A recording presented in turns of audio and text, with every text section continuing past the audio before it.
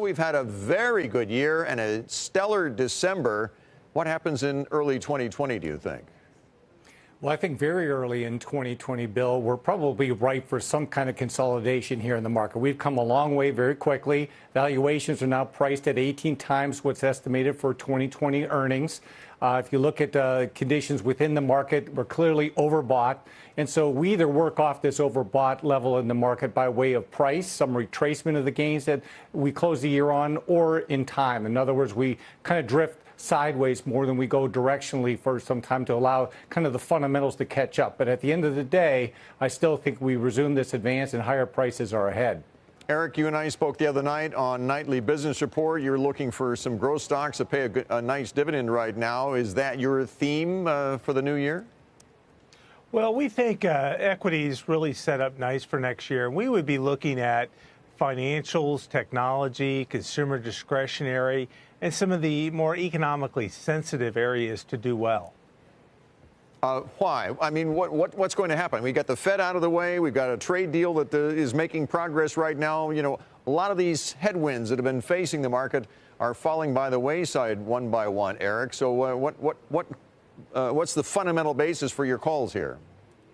Well, I think a lot of those areas really have been ignored over the last year or so. Everybody's been so worried about trade that a lot of those areas have been underowned. And we think there could be some good mean reversion in things like industrials, material stocks, and those areas that have really underperformed this year.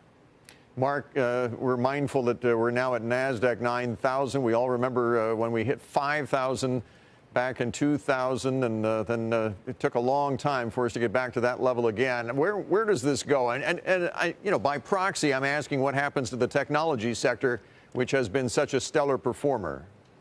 No, absolutely. And we also know that technology as a sector represents about 22% of the S&P 500. So it matters a lot to both indices. I would not be surprised to see tech continue its leadership status. I mean, first of all, it's a huge space. It covers semiconductors to software and hardware. So different components of it, if you will, could keep its pace up over the balance of 2020, but I can't help but think we might see some kind of a resurgence in some of the cyclical sectors that were mentioned earlier, because I think they tend to prosper not only on steady growth here in the U.S., but importantly, improving growth abroad. And I think we're going to see more convincing evidence here in the coming weeks of what we've already begun to see, which are merely more green shoots of a turn that will allow for those to focus on that reacceleration and the cyclicality of sectors like energy, like financials, and like industrials really to materialize and that become leadership in 2020. And Mark, before we go, finally, we're seeing the emerging markets. So many people have been calling for a resurgence or a return to growth for the emerging markets. We finally have seen that the last couple of months. Is this a head fake or is this the beginning of something?